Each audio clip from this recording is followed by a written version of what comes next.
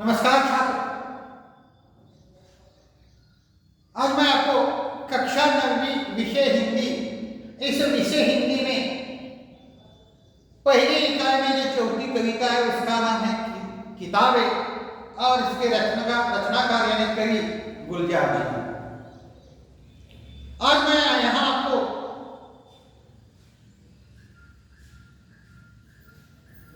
कविता का प्रकटवाचक करने के साथ साथ मैं उसका सरल अर्थ भी यहाँ मैं बताता हूँ। देखो छात्रों, किताबों से हमें ज्ञान प्राप्त होता है, पैसों से हम ज्ञान प्राप्त नहीं करता है, किताबों से हमें मिलता है।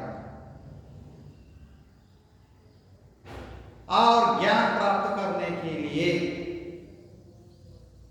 वाचन की प्रक्रिया जरूर होनी चाहिए। किताबें हमें जीने का सार बताती है।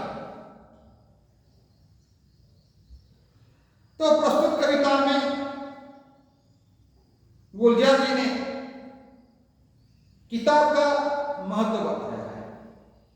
देखो ये पंक्तियां यह है, किताबें झांकती हैं बंद अलमारी के शीशों से, बड़ी हसरत से तकती है।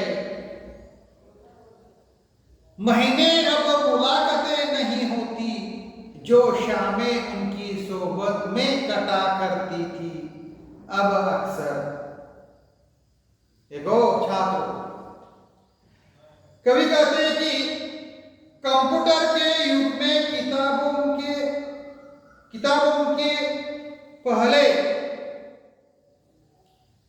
जैसे उपयोगिता न रह जाने पर अपनी तीव्र मानसिक पीड़ा का चित्रण करते हुए कहते हैं कि आजकल किताबें अलमारियों में रखने भर की चीज हो गई है, कौन भी उधर देखता नहीं। अब उन्हें अलमारी से निकालने की जरूरत ही नहीं पड़ती है, ऐसा कवि का कहना है। और बंद अलमारी की ओर देखने पर ऐसा लगता है जैसे किताबें अलमारी के शीशे से कवि की ओर झांक रही है। वे कामना करती है कि उन्हें बाहर निकल कर कोई पढ़े। कवि कहते हैं कि अब तो महीने गुजर जाते हैं, उन किताबों से मिलना ही नहीं होता। एक समय ऐसा था जब उनकी शान इन किताबों को पढ़ने में लगा करती थी, पर अक्सर कुछ नहीं हो रहा है। सुंदर विचारधारा उन्होंने यहाँ प्रकट की है। अगली पंक्ति है,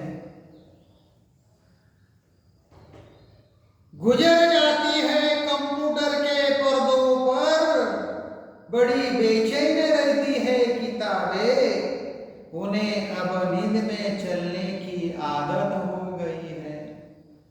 जो कदरें वो सुनाती थी कि जिनके सेल कभी मरते नहीं थे, वे कदरें अब नजर आती नहीं घर में जो रिश्ते को सुनाती थी। बहुत ही सुंदर वर्णन किया है। देखो छात्र, कवि कहते हैं कि कंप्यूटर आने पर पहले उनकी शाम किताबें पढ़ने में बिता करती थी, पर अब जब से कंप्यूटर आ गया है तब से वे कंप्यूटर में ही पढ़ते लिखते हैं। इसका मतलब है सबसे ज्यादा कंप्यूटर का उपयोग होने लगा है, किताबों की उनको जरूरत ही नहीं है। इसलिए उनकी शाम कंप्यूटर के पर्दे पर दिखने लगती है। इस वियोग के कारण किताबें बहुत बेचैन है, परेशान है। अब तो यह हालत हो गई है कि ये किताबें नींद में चलने लगी है। और जो किताबें हैं वो कैसे चलने लगी है? नींद में चलने लगी है। अर्थात वे कवि को अब सपने में भी कभी दिखाई देती है। इन किताबों से जिन मानव मूल्यों की जानकारी हमें मिलती थी और जो अक्षुण्य हुआ करते थे, वे मानव मूल्य अब घर में नजर नहीं आते हैं। ये किताबें रिश्तों संबंधों के बारे में बताती थी। सुंदर वर्णन किया है।